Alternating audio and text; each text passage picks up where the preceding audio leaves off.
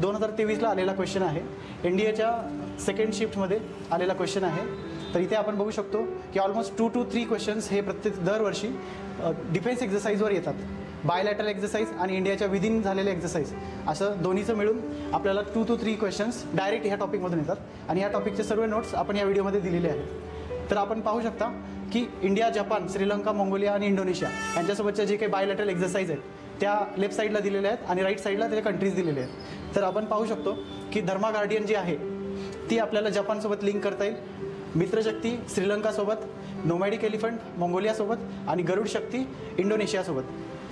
UPSCचा question set करण्याचा pattern कसा आहे तर जे शक्तीशी रिलेटेड आहेत एक्झरसाइज त्यांच्याशी रिलेटेड त्यांनी कन्फ्यूज करण्यासाठी असा क्वेश्चन टाकलेला आहे. तर सोबतच नेक्स्ट प्रोबेबल क्वेश्चनमध्ये आपल्याला दिसणार आहे की नुसती शक्ती एक्झरसाइज ही फ्रान्सशी रिलेटेड आहे आणि त्याच्यानंतर समुद्र शक्ती ही एक्झरसाइज इंडोनेशियाशी